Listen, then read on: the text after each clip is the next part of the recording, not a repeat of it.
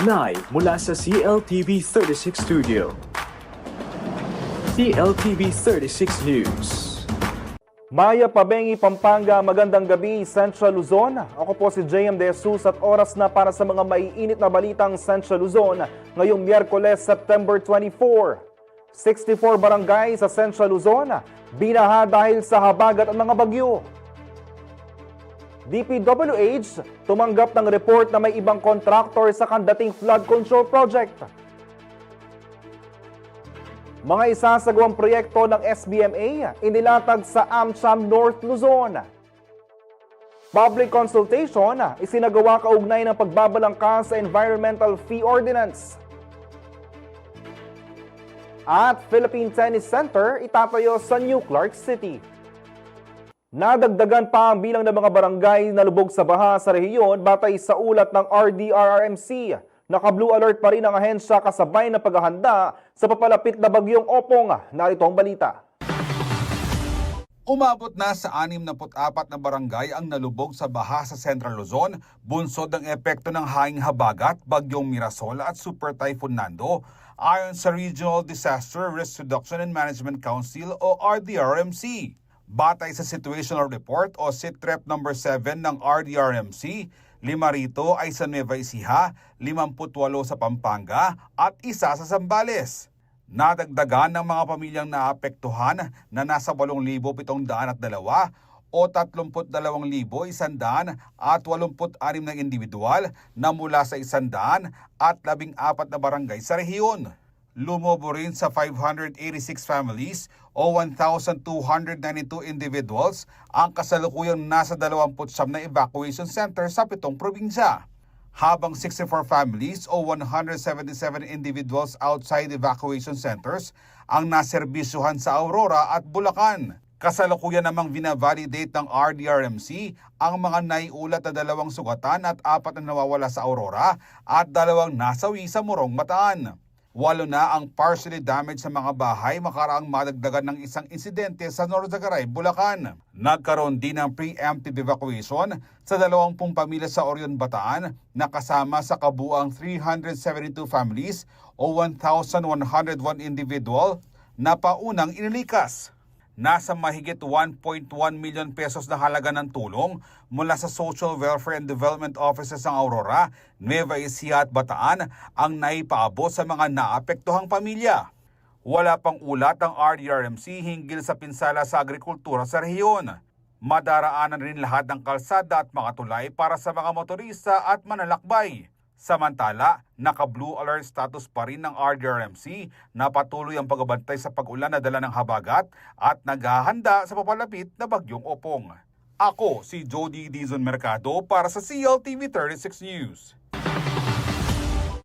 Minamatsaga ng mga ahensya ng pamahalaan ang mga lokal na merkado hinggil sa banta ng dagdag presyo matapos ang pagdaan ng Super Typhoon Nando. Magbabalita si Jody Dizon Mercado. Patuloy na binabantayan ng Department of Agriculture o DA ang presyuhan sa mga pamilihan kasunod ng pananalasa ng bagyong Nando. Ayon kay DA spokesperson Assistant Secretary Arnel de Mesa, wala pang nakikitang dahilan upang magkaroon ng price hike sa mga produktong pang-agrikultura. Karaniwan na raw nakamonitor ang bantay presyo team ng DA, katuwang ng Department of Trade and Industry o DTI at mga local government units. Nakatutok na rin ang mga field offices sa pag-validate ng pinsala sa agrikultura. Walang road closures at tuloy-tuloy raw ang biyahe ng mga produkto galing norte, kaya walang inaasahang biglang taas presyo. Stable din ang supply ng palay ngayong peak palay harvest sa wet season, kaya walang paggalaw sa retail rice prices. Batay sa DA Bantay Presyo, ang lokal na premium rice ay may halagang 42 to 60 pesos kada kilo, nasa 38 to 48 pesos naman per kilo ang imported rice, habang ang local well-milled rice ay 38 to 52 pesos per kilo as of September 22. Wala raw magiging paggalaw sa presyuhan ng bigas, puwera na lamang kung magkakaroon ng matinding pinsala na dumating. Matatag pa rin ang rice inventory sa bansa kasabay ng pagpasok ng inangkat na bigas na aabot sa mahigit 3 million metric tons batay sa datos ng Bureau of Plant Industry nitong September 11. Subalit asahan daw ang dagdag presyo sa gulay sa loob ng 2 linggo, bunsod ng pagkalugi sa produksyon, partikular sa supply galing Benguet, Nueva Vizcaya at Quezon. Tiniyak naman ng DA na susuportahan ang mga naapektuhang magsasaka ng bagyo upang kaagad na makabangon. Sa kasalukuyan, naka-preposition sa regional offices ng DA ang 113,000 bags ng palay seedlings, mahigit 100,000 bags ng buto ng mais at 13,000 kilograms ng vegetable seeds. Mahigit 2 million bags ng bigas ang nakastandby ng National Food Authority o NFA para sa mga LGU at relief agencies. Meron ding loan at insurance claims sa ilalim ng Survival and Recovery Loan Program ng Agricultural Credit Policy Council at ng Philippine Crop Insurance Corporation na maaaring i-avail ng mga magsasaka. Ako si Jody Dizon Mercado para sa CLTV 36 News. Aprobado na ng House Committee on Appropriations ang panukalang budget para sa susunod na taon. Samantala, inilipat naman sa iba't ibang sektor ang mahigit sa 255 billion pesos na flood control projects ng DPWH sa 2026. Ang detalye sa report ni Raymond Tasoy. Inaprubahan na ng House Committee on Appropriations ang mahigit 6.7 trillion pesos na General Appropriations Bill para sa taong 2026. Kalakip dito ang reallocation ng 255.53 billion pesos mula sa flood control projects ng Department of Public Works and Highways o DPWH. Para sa sektor ng edukasyon, inaprubahan ng karagdagang 37.3 billion pesos, kabilang ang 22.5 billion para sa pagtatayo at pagkumpleto ng 19,360 classrooms sa ilalim ng Department of Education o DepEd. Nadagdagan din ang pondo ng Commission on Higher Education o CHED para sa tertiary education subsidy at tulong-dunong program, habang nakatanggap ng dagdag na scholarship funds ang TESDA at Philippine Science High School System. Pinakamalaking pondo naman ang napunta sa health sector na umabot sa 89.28 billion pesos. Kabilang dito ang pagbabalik ng 60 billion pesos sa PhilHealth upang palawakin ang natatanggap na benepisyo ng mga miyembro nito at mahigit 26 billion para sa Medical Assistance to Indigent Patients Program. Sa sektor naman ng agrikultura, inalaan ng 44.9 billion pesos para sa mga farm-to-market roads, post-harvest facilities, irigasyon at direktang tulong sa mga lokal na magsasaka. Nakatanggap din ng pondo ang mga programa para sa cold storage, fish ports at soil health. Malaki rin ang ibinigay na additional budget para sa Department of Social Welfare and Development o DSWD. Nasa 32 billion pesos ang inilaan para sa Assistance to Individuals in Crisis Situations program ng ahensya. Habang mahigit 17 billion pesos naman ang napunta sa Department of Labor and Employment o DOLE para palawakin ang emergency employment at livelihood programs. Nabigyan din ng pondo ang iba pang sektor tulad ng transportation, energy, communication at environment. Kabilang dito ang mahigit 266 million pesos para sa operations and maintenance ng MRT3, 1 billion para sa National Broadband Program ng Department of Communications and Technology o DICT, at dagdag na 1 billion pesos para sa Project NOAA ng Department of Environment and Natural Resources o DENR. Ayon kay Committee on Appropriations Chair at Nueva Ecija 1st District Representative Micaela Swansing, ang bagong porma sa national budget ay nakasentro sa pagpapatibay ng human capital at pagpapatatag ng kinabukasan ng ekonomiya ng Pilipinas. Dagdag pa niya, tugon din ito para matiyak na napupunta ang pondo ng bansa sa mga programang direktang nakaapekto sa tao, gaya ng edukasyon, kalusugan at pagsasaka. Raymond Tasoy, CLTV 36 News. Hiniling ng Department of Public Works and Highways o DPWH sa Anti-Money Laundering Council o AMLC ang pag-freeze ng halos 5 billion pesos na halaga ng air assets na umunoy pagmamayari ni Ako Bicol Party List Representatives Elizalde Zaldico at ng mga kumpanyang konektado sa kanya. Ayon kay DPWH Secretary Vince Dizon, nakabuo ang kagawaran ng listahan ng mga high-value air assets na natukoy sa gitna ng masusing pagsusuri sa mga proyekto may kinalaman sa flood control at iba pang kontratang isinailalim ngayon sa investigasyon. Batay sa tala ng DPWH, umabot sa $74.65 million ang kabuuang halaga ng mga air assets na kanilang isinumite. Isinama rin sa hiniling na i-freeze ang halos 474.48 million pesos na halaga ng mga luxury vehicle na kaugnay ng ilang opisyal at kontraktor. Bahagi ito ng malawakang paglilinis na isinasagawa ng DPWH upang masilip ang mga umunoy irregularidad flood control projects. Kabilang ang tinaguriang ghost projects at contracts.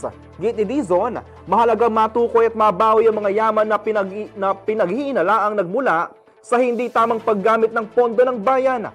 Inatasan din niya ang ilang opisyal ng DPWH na magpaliwanag sa mga nakitang anomalya. Mariin namang itinanggi ni Representative Zaldico ang mga aligasyon ng kickbacks at ill-gotten wealth at tinawag itong walang basihan at gayunpaman, ayon sa mga otoridad, maaaring magpatuloy ang proseso ng asset freezing ng AMLC kahit hindi pa pinalang kasong kriminal o civil forfeiture na ihain.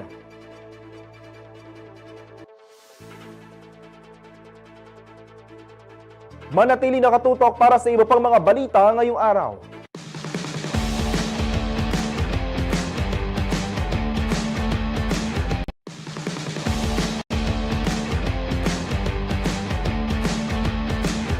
Nagbabalik ang CLTV 36 News. Kontrobersyal ang kandating flood control project makaraang makailang ulit na nasira na sinundan ng sunod-sunod na pagpopondo para sa pagkukumpuni at sa paglarga ng investigasyon ng mga umunoy maanumalyang mga proyekto kontra baha, muling nabuhay ang sinasabing dispaninghadong proyekto. Panoorin natin ang dokumentaryo ni Paulo G. Santos.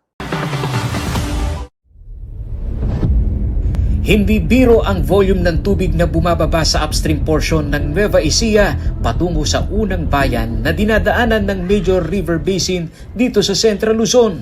Ito ang Pampanga River. Tuwing tag-ulan, nasasapul ng malakas na agos ng tubig ang komunidad ng Barangay Kandating Arayat. Kaya naman nasusubukan ang structural integrity ng kontrobersyal na multi-million na flood control project na taon-taon simula noong taong 2018 ay napoponduhan. Sa mga serye ng pagguho ng flood control, ang proponent nito na si Pampanga 3rd District former Senior Deputy Speaker Aurelio Dong Gonzales may paliwanag kung bakit mabilis na gumuguho ang istruktura. Isa sa argumento ni Kong Dong Gonzales ay ang epekto ng quarry sa Pampanga River. Maitanong natin sa kanya yung proper quarrying dito sa Arayat, di ba? Kasi Dennis, ito meron tayong mountain island dito dati. Alam ko to eh. Kasi itong kalsada na to papuntang Kandating, yung sa Dike, di ba? Kung saan tayo nanggaling, Kandating. Tapos dito papuntang Matamo, di ba? Kupang, Matamo. Ngayon, kung nasa San Agustin Bridge ka, doon sa tulay doon, makikita mo to. Ito, tinitingnan ko to, bakit wala? Nasaan na yan? Nasaan na to? It's part of your job to oversee the quarrying kung talagang tama bang mag-quarry dyan. Wala akong oposisyon sa quarry. Pero dapat nasa tamang lugar. Sige po. Diba? Ito tingnan mo. I-inform ko po sa Kasi opisina yan. it will serve the RDL ng volume ng discharge ng tubig. Kaya yun napaka-importante. Kaya sinama ko si DE, sinama ko si DNR, sinama ko si MGB para malaman natin talaga kung ano yung real score dito sa Kandating, Matamo, Kupang, at dito sa nearby ng ating Kandating River dito sa Pasig. So tingin mo kung may ambag yun? Kung bakit yung current Well, definitely. Alam mo, ganito yan eh. Pag yung volume ng tubig, lalo na palakas yung flow, ang unang tatamaan, napakalakas. Anong unang tinamaan? Yan. Yan ang unang tinamaan, yung dike. Kaya nag-road, di ba? Kung walang sheet piles, andyan si DE. Kung walang sheet piles, wala matitira dito, sir. Pero ang hinahanap ko, ito.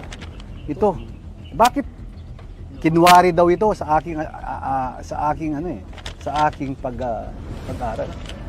Ito, pinag-aralan namin. Kung mapatunayan na kinwari nga yan, ano po kaya ang magiging akabang na pwede? Accountability. Well, that is the job of the ANR. That is the job of the ANR. Sige po, i-report ko po. Project po yung nasira. Opo, tanong ko po to doon sa opisina po. Hindi, wala po kasi idea about dyan sa Oo. na yan. Kasi alam mo, to protect our national projects, di ba? yung mga flagship project natin, talagang yan sinisave natin. Kaya between DNR, not only in the province of Pampanga, it's all over the country talaga. Ito talaga ang main. Kailangan meron tayong collaboration between the DNR, the MGB, the Public Works, everything. Yan ang pinag-uusapan dito. Sa nauungkat na irregularidad sa patsi-patsing pagpondo ayon kay ICI Advisor Mayor Benjamin Magalong at DPWH Secretary Vince Dizon sa isang major river system na kailangan ng malalim na pag-aaral, duda silang nagkaroon ng mainam na research bago ang implementasyon ng programa. Tama ba yung plano? Kasi ang sinabi ko nga kay Sir Ben, ako marami na akong in-oversee ng magiging proyekto. Okay? Marami na. At itong plano dito, hindi birong plano to. Hindi biro ang gumawa ng flood control project sa isang major river system. Hindi biro yan. At kung ito, substandard ang pagkaplano, doon pa lang sa mga district engineer at mga project engineer dito, liable na sila doon. Kasi tingin ko lang, ang nangyari dito, gusto nilang mag-project, gusto nilang kumita, gumawa sila ng project. Tapos, kung ano-ano na lang ginawa nilang plano dito. No? Ito, isang katutak na analysis to kailangan gawin. Hydrology, soil, geotechnical, lahat gagawin dito. Papatignan ko yan at papa-assess namin kay Mayor Benji sa mga nakakaintindi at talagang nakakaintindi sa paggagawa ng mga komplikadong flood control systems. Hindi ko biro. Hindi din nagtatayo ka lang ng pader. Diskumpiyado din si Secretary Vince Dizon sa sinasabing sukat ng mga sheet pile. Gusto natin magama kung talagang 36 meters. That's practically a 10-story building. Diba? That's a 10-story. 10 floors yung building ito. 36 meters. So, gawin tayo, no? Makantayo. Kapani-paniwala pa o bayo ya pa mo po kaya kayo? Again, problema kaya ni, pwede ko magkapamangan? Ape, Tagalog na lang ha, para Hindi, maraming... sorry. Ang problema dito is, umulan lang last year. Kaya nga natapos to bago nasira? Ano po siya? July 2024. 23 Natapos o nagsimula? natapos. And then August 2024 siyang Oh, isang taon lang nasira na. 1 month, So, sir. 1 month. 1 month ba o 1 year? So, 23 August yan na siya. natapos ng July 2023, nasira ng August 2024. Oh, isang taon lang wasak kagad. Ano ibig sabihin nun? Ibig sabihin substandard ito. Mga unang panayam ng CLTV 36 News kay former Pampanga 3rd District Representative SDS Dong Gonzales, wala siyang duda sa kalidad ng proyekto dahil tiwalaan niya siya sa DPWH lalo't may inspection team ito na nagsisiguro ng quality at standard ng flood control sa kandating. We have the quality assurance section. We have everything. They followed everything. The design, they followed. The height, the depth of the sheet piles, they followed. 36 meters, that is 12 meters times 3, that is 36 meters depth. They followed everything. Buti na lang po, Kapitan, andyan yung sheet piles. Kung wala po yung sheet piles, talagang napakalaking tulong po niyan.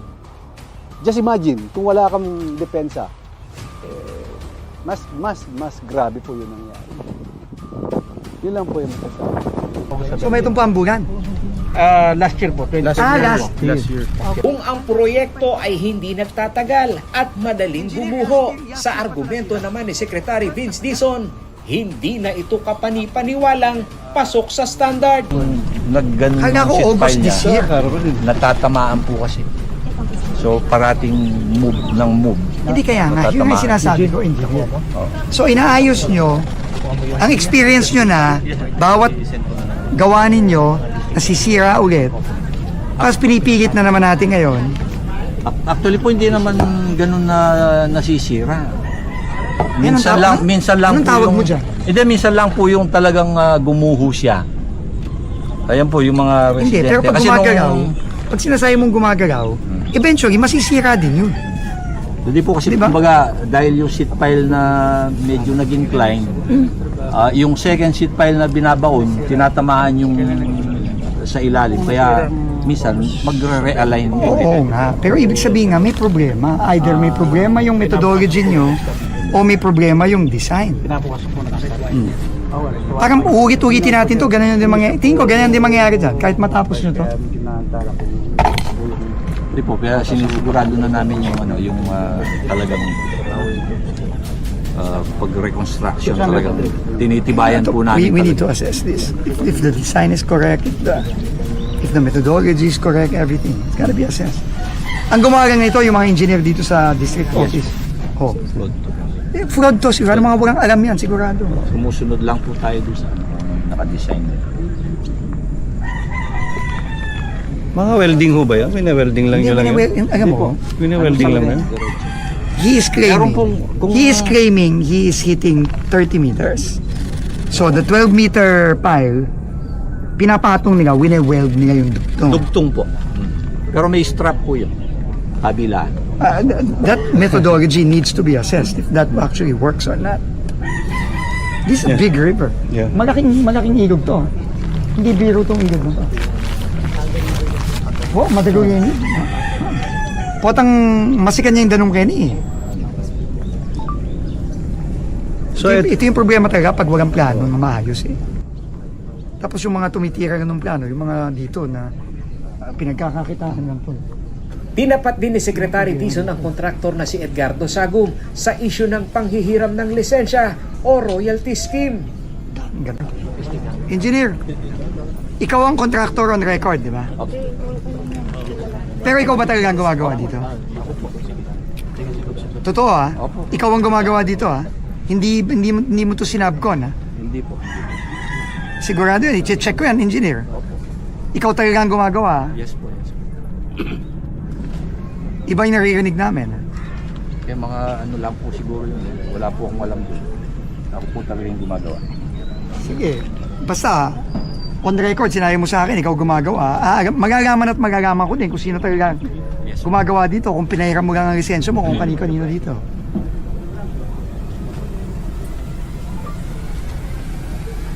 Kanino kayo? Sino Engineer? Opo. Kung papabunot natin yung isa dyan, yan.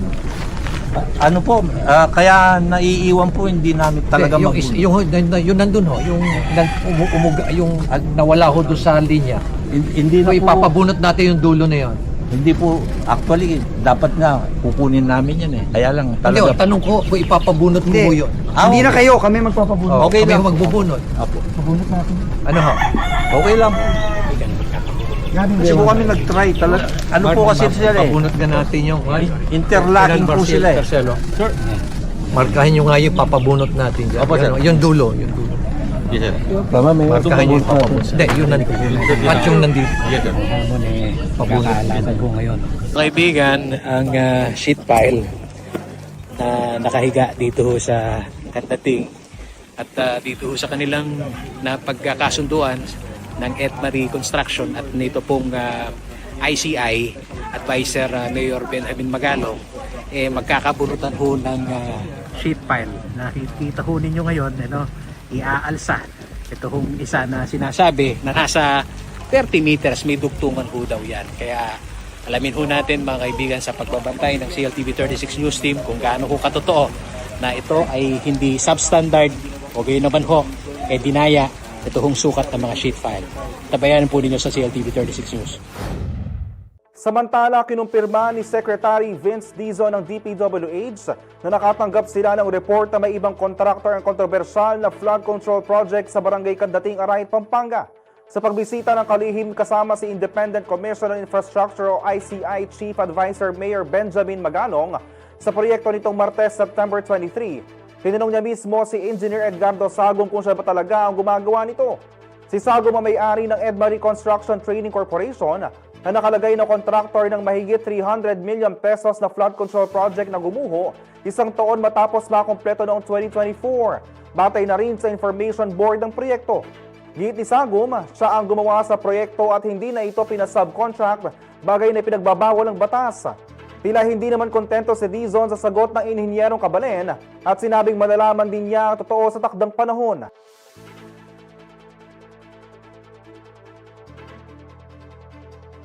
Manatili nakatutok para sa iba pang mga balita ngayong araw.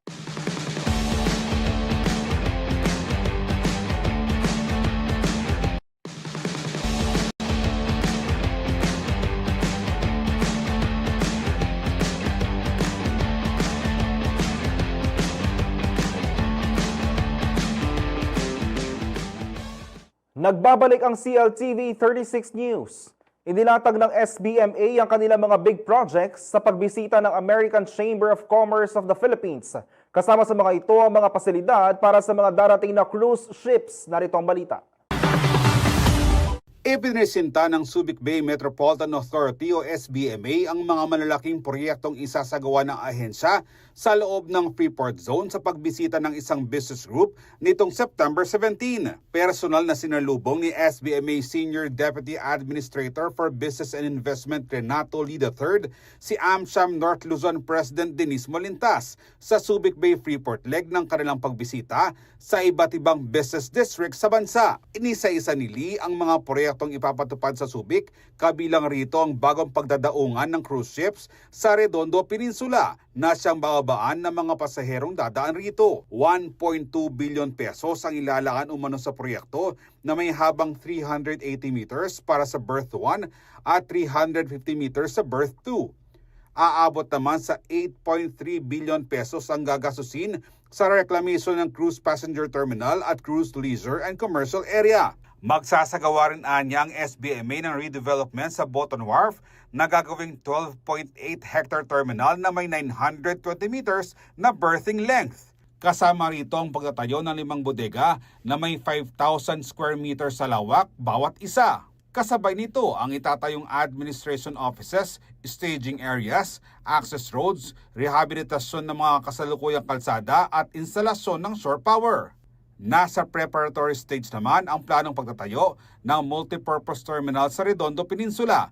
May lawak itong 30 hectares, 600 meters square length at lalim na 12 meters. Nakapaloob rito ang mga warehouses, administration building, truck parking at weighing scale, offices at worker facilities. Ako si Jody Dizon Mercado para sa CLTV 36 News. Tiniyak ng pamunuan ng Clark Development Corporation o CDC na patuloy nila pinapadali ang proseso ng negosyo at sinusuportahan ng mga MSME para mapalakas ang lokal na ekonomiya at makalikha ng mas marami pang trabaho sa rehiyon. Ang detalye sa report ni Raymond Tasoy. Umabot na sa 77 billion pesos ang kabuuang halaga ng nakuhang committed investments ng Clark Freeport noong 2024 ayon sa Clark Development Corporation o CDC. Inihayag ito kasunod ng idinaos na 2025 Philippine Economic Briefing sa Hilton Clark Sun Valley nitong Lunes, September 22. Ayon kay CDC President Agnes Devanadera, patuloy nilang pinabilis ang proseso ng pagnenegosyo at inaalis ang red tape upang makaakit ng mas maraming mamumuhunan. Bukod dito, kabilang din sa target ng CDC ang pagbuo ng isang komunidad na sumusuporta at umaagapay sa mga micro, small, and medium enterprises o MSMEs na malaking tulong sa pagpapalakas ng lokal na ekonomiya. We are willing to, we have offered in fact, facilities for free so that the MSMEs can have some place to market their products. And as I said, I've been calling and requesting the MSMEs to please come up with souvenir items for Clark. Dito lang, wala kang mabibiling, ano ba yun, yung keychain, di ba yun, usually may mga nun, o yung mga wallet, yun wala eh. And I think this is a good idea for our MSMEs. Sa kasalukuyan, tahanan ng 1,213 locators ang Clark at nagbibigay ng mahigit 146,000 na trabaho sa rehiyon. Ayon pa kay Devanadera, patuloy nilang pinalalakas at pinalalago ang mga programa para sa mga manggagawa ng Clark. Kasi if our health concerns are addressed and taken care of, wala na halos tayong makaka-disturb ng isip natin, di ba? So that's what we have for our workers. The other one is the sports events that binubuo natin ngayon so that we can have on the free time of our workers, they can engage into more sports activities. We all earn. Something must redound to the benefit of the people who make us earn. Kabilang din aniya sa mga hakbang ng CDC ang pagbibigay ng libreng espasyo para sa mga local artists and products. Pati na rin ang pakikipagtulungan sa mga hotel at mga negosyong maaaring magbukas ng mas malawak na merkado para sa mga small business. Giit pa ni Devanadera, layunin ng CDC na gawing model ang Clark Freeport bilang isang dynamic business ecosystem na isang lugar na hindi lamang destinasyon ng mga kumpanya, kundi isa ring aktibong nagtataguyod ng matatag at pangmatagalang pag-unlad para sa lahat.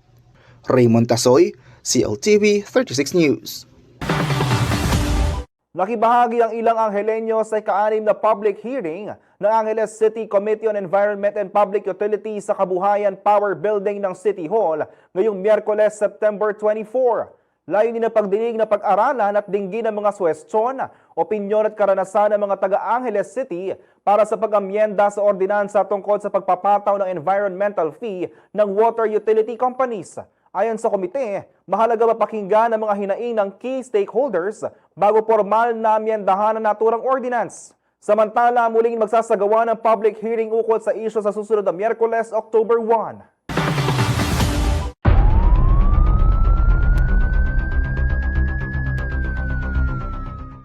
Nabuwag ng PIDEA at Lubao PNP ang drug den na isinagawang buy-bus operation. Arestado rin ang 2 operator at parokyano ng illegal na pasilidad. Narito ang balita. Nasa kote ng Philippine Drug Enforcement Agency o PIDEA nitong Martes, September 23, ang mga di umano'y operator ng drug den sa Lubao, Pampanga.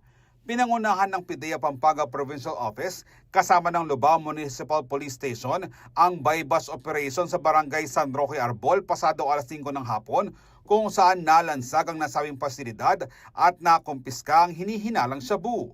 Kinilala ang mga nadakip na drug den operators na sina alias J, 31 taong gulang at alias Andy, 32 taong gulang. Natsyempohan din ang isang alias Maki, 22 taong gulang na parokyano rito. Nasa 13 gramo ng hinihinalang shabu ang nakumpiska sa mga salarin na nagkakahalaga ng 88,400 pesos kasama ang drug paraphernalia at marked money na ginamit sa operasyon. Ang nasamsam na iligal na droga ay ipapadala sa PIDEA Region 3 Laboratory habang pansamantalang idedetine ang mga kausado sa jail facility ng ahensya sa syudad ng San Fernando. Nahaharap sa paglabag sa RA 9165 o Comprehensive Dangerous Act of 2002 ang 3 salarin. Ako si Jody Dizon Mercado para sa CLTV 36 News.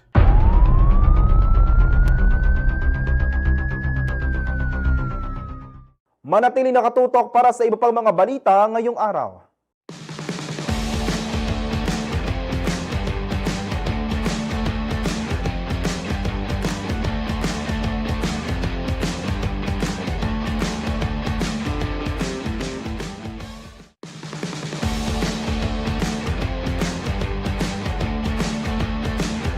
Nagbabalik ang CLTV 36 News.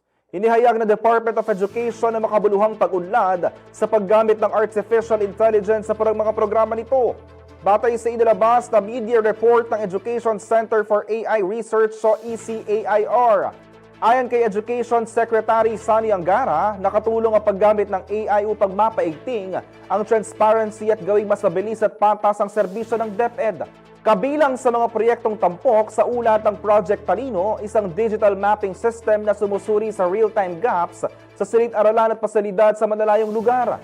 Kasama rin ang Project Dunong na nag-automate ng National Qualifying Examination for School Heads dahil dito mas mabilis lumabas ang resulta at mas mababa ang gastos at mas tumpak ang datos. Bukod dito, nakapagpakita rin ng malaking pagbabago ang project sa Liksik, isang Gen AI-powered tool na nakakabawas ng retrieval time ng education data inquiries. Mula araw o linggo, ngayon ay ilang segundo na lamang.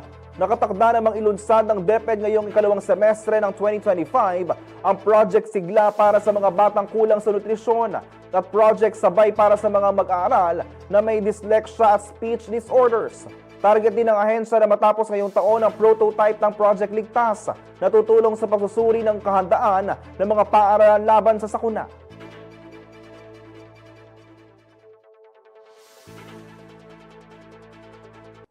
Isinusulong ngayon ng Bases Conversion and Development Authority at ng Philippine Tennis Association ang pagtatayo ng Philippine Tennis Center sa New Clark City. Hangad ng proyekto na makapagsanay at panggalingan ng mga world-class atleta at palakasin ng sports tourism. Narito ang balita. Panibagong pasilidad pampalakasan ay inaasang itatayo sa loob ng New Clark City para sa mga atleta na nais sumunod sa yapak ni tennis phenomenon Alex Ayala. Nagkaisa ang Bases Conversion and Development Authority o BCDA at ang Philippine Tennis Association o PhilTA para sa pagtatayo ng Philippine Tennis Center sa naturang lugar. Nilagdaan ni BCDA President and CEO Joshua Bingkang at PhilTA Secretary General at kasalukuyang Navota City Mayor John Ray Tiangco ang Memorandum of Understanding o MOU para sa pagtatayo ng pasilidad. Dumalo rin sa seremonya si BCDA Chairperson Larry Paredes at PhilTA Executive Director Maria Antoinette S. Mendoza. Ayon kay Bingkang, nagsisimula raw sa komunidad ng kahusayan sa sports at hindi sa pandaigdigang entablado. Kaantabay raw ang ahensya sa paghubog ng mga Pilipino na may pangarap na magtagumpay sa larangan ng palakasan. 10 hektara ng lupain ang ilalaan ng BCDA sa world-class project na susunod sa international standards. Bukod sa pagiging National Sports Hub, bahagi ito ng inisyatiba na gawing smart, green at resilient urban center ang New Clark City. Sa pamamagitan ng Philippine Tennis Center, inaasahang lalakas pa ang sports tourism at magbibigay sigla sa ekonomiya kasabay ng paghahatid ng accessible sports facilities para sa mga atleta at sa publiko. Ako si Jody Dizon Mercado para sa CLTV 36 News. Magpapahinga muna raw si Pinoy pole vaulter EJ Obiena sa darating na SEA Games para bigyan daan ng young generation ng mga atleta. Habang uusad naman ang Filipina tennis star na si Alex Ayala sa susunod na round ng Jingshan Tennis Open.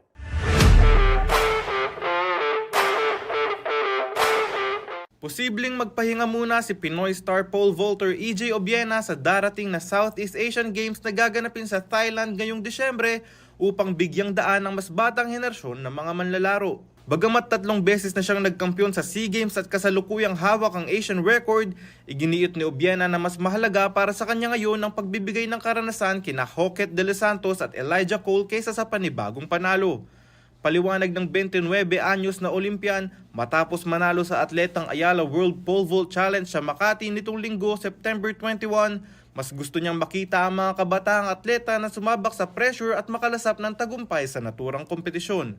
Gayunpaman, nilinaw rin niyang hindi pa niya tinatanggal ang SEA Games sa kanyang mga plano dahil magiging strategic daw ang kanyang pasya batay sa kondisyon at sa potensyal ng kanyang mga kasamahan. Samantala, sa iba pang balitang sports, patuloy naman ang pagpapakitang gilas ni Pinoy tennis ace Alex Ayala sa international scene matapos makuha ang kanyang ticket para sa round of 16 ng 2025 Jingshan Tennis Open sa China. Tinalo ni Ayala ang Belarusian tennis star na si Alyona Fale sa scores na 6-3 at 7-5. Itinuturing na top seed sa WTA 125 tournament ang Pinoy Pride na kasalukuyang nasa number 58 sa world rankings. Makakaharap ni Alex sa susunod na round ng pambato ng Japan na si Mei Yamaguchi matapos nitong talunin si Cody Wong Hong-yi ng Hong Kong. Kelo Makapinlak, CLTV 36 Sports News.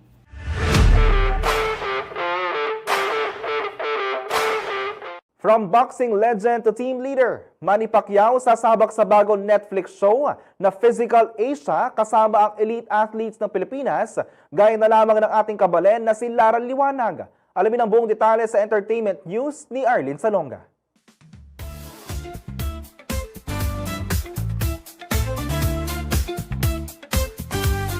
Pangungunahan ni Manny Pacquiao ang Team Philippines sa paparating na Physical Asia ng Netflix, isang spin-off ng hit series na Physical 100 kung saan nagsasagupaan ng mga piling atleta sa matitinding hamon para masungkit ang pinakamalaking premyo.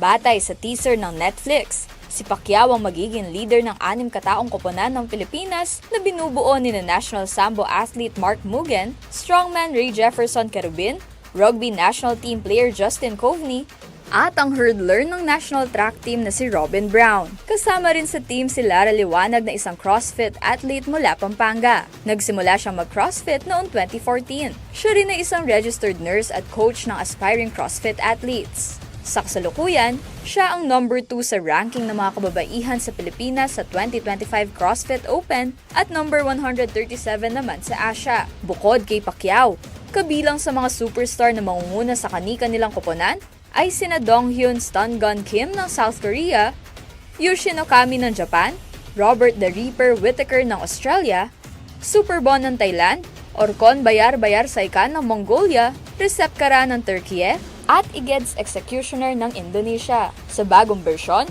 ang mga kalahok mula sa iba't ibang bansa ay hahatiin sa tig-6 na miyembro bawat koponan. Ngunit kung mabigo ang isa sa kanila sa isang hamon, tuluyang matatanggal ang buong team. Pagsasamahin ng seryang elite athleticism at tradisyon, tampok ang iba't ibang larangan mula sa combat sports at ball games hanggang track and field, pati na rin ang heritage sports gaya ng Korean Serum, Mongolian Wrestling, Turkish Oil Wrestling, at Muay Thai. Mapapanood ang Physical Asia sa October 2025.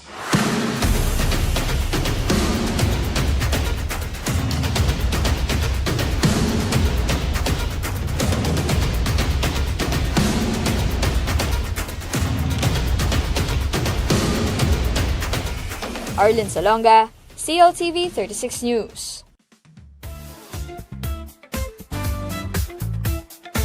At yan ang mga balitang nakalap ng CLTV 36 News. Para sa karagdagang detalye, maaari niyong i-follow ang aming social media pages sa Facebook at CLTV 36 Official at CLTV 36 News, sa Twitter o X, CLTV 36, sa Instagram, CLTV 36 Official. Kung nais niyong balikan ang mga programa ng CLTV, pwede niyong bisitahin ang aming YouTube channel na CLTV 36 at ang aming website na CLTV36.tv. I-promote ang iyong negosyo para mas marami kang maabot sa TV at social media sa pamamagitan ng pakikipag-partner sa CLTV 36. Magpa-advertise natin featuring yung produkto o serbisyo sa aming mga news at public affairs program. Para sa inquiries, mag-message sa aming official Facebook page na CLTV 36 at tumawag at mag-text sa 0930-381-9332 o 0918-854-2357. Mapapanood din ang mga programa ng CLTV nationwide via Signal Channel 115 at sa ating 39 cable partners. Mga kabalen, 92 days na lang, Pasko na. Kasama ang buong pwersa ng CLTV News and Current Affairs, ako po si JM De Jesus. Maraming salamat po.